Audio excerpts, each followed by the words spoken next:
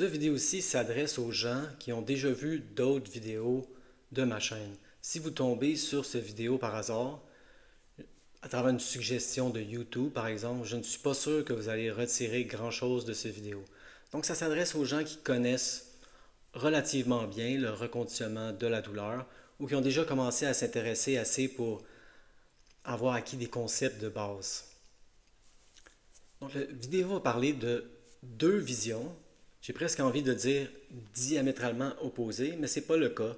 Juste des fois un peu contradictoires. Mais elles se rejoignent évidemment à quelque part au milieu, vu que les deux sont du reconditionnement de la douleur. Et je voulais en parler principalement en termes de temps. Combien de temps ça l'a pris? Je vais parler de deux personnes qui font des vidéos YouTube sur ce sujet-ci en anglais. Tanner Murtaugh et Dan Buglio.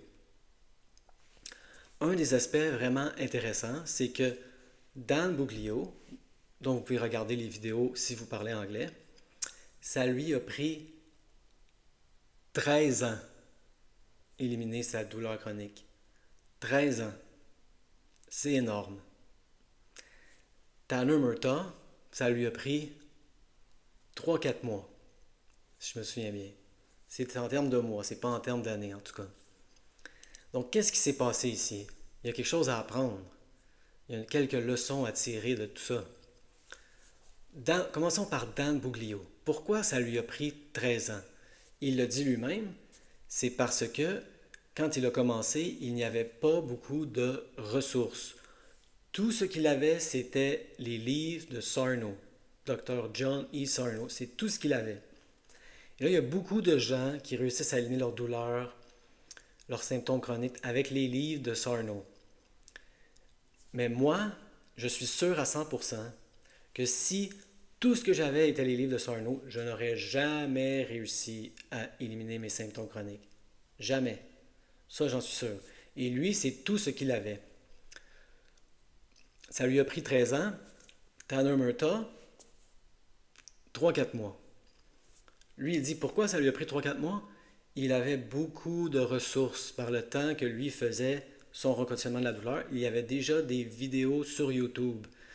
Il avait lu le livre, il a lu les livres de Sarno, il avait lu le livre de Alan Gordon, Déjouer la douleur chronique, plusieurs fois, 20 fois, je pense qu'il a dit. Mais il avait accès à des vidéos YouTube. Il en a parlé fréquemment. Il disait il y avait cette personne-là qui faisait des vidéos YouTube. J'ai essayé de les retrouver un moment donné. Je me rappelais plus de son nom. Je pense qu'ils ont été effacés de l'Internet, il a dit. Mais ça a été une grosse partie de son rétablissement. Il avait beaucoup de ressources. Peu de ressources, beaucoup de ressources. 13 ans, 4 mois. Pourquoi aussi ça l'a pris 13 ans à Dan Buglio? Parce que, comme il l'explique lui-même, il faisait les choses pour se guérir. Ça, il l'explique constamment. Hein? Il faisait de la méditation.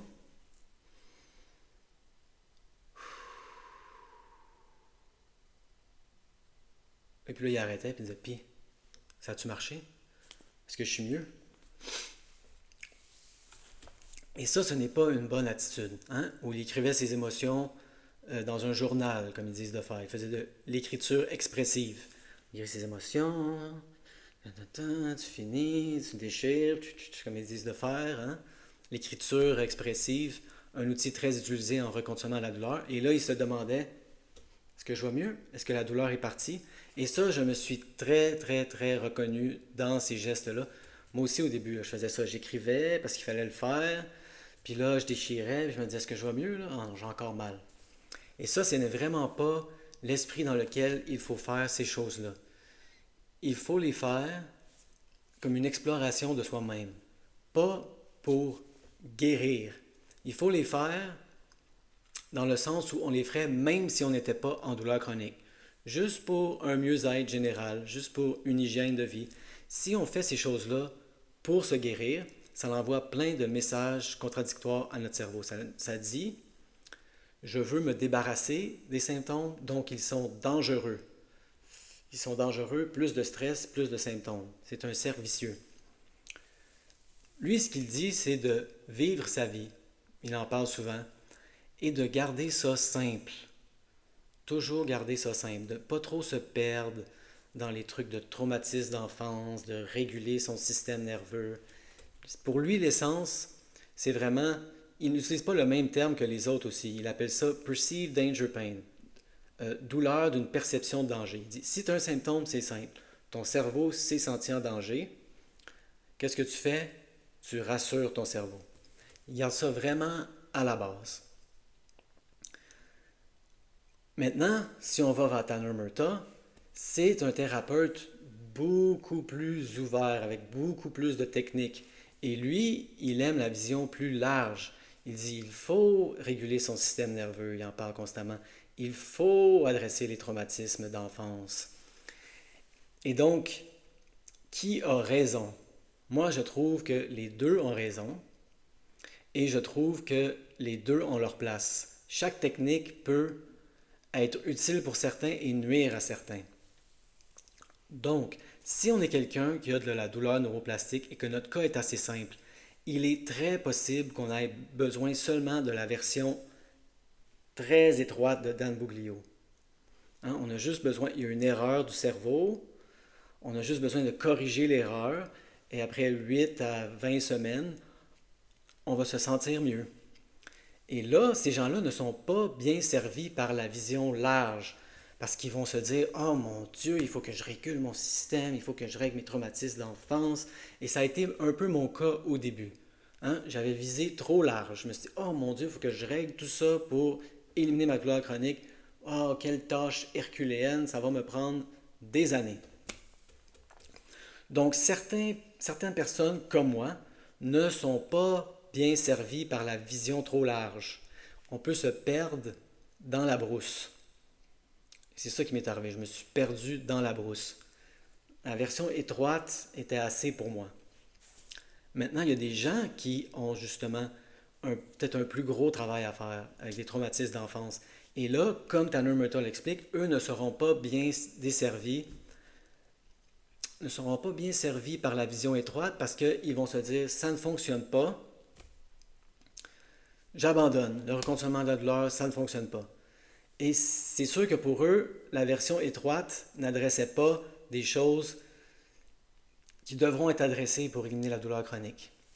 Donc j'espère que ce message n'était pas trop obscur, avec des références que peu de gens comprennent. J'espère que ça a pu clarifier des choses pour vous en termes de 13 ans, 4 mois, et pourquoi ça a eu lieu. Manque de ressources, beaucoup de ressources. Faire les choses pour guérir ou juste laisser les choses aller, prendre ça relax, pas de pression. La vision étroite, la vision large. La vision étroite, très utile pour certaines personnes, nuisible pour d'autres, vice-versa pour la version large. Donc, j'espère que cette vidéo a pu clarifier des choses pour vous en termes du temps que ça peut prendre pour éliminer les symptômes chroniques. On ne peut pas avoir un plus gros éventail que ça, de 4 mois à 13 ans.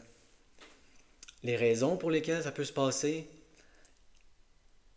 et à quel point la vision étroite peut être utile et nuire autant que la vision large, dépendamment de l'individu.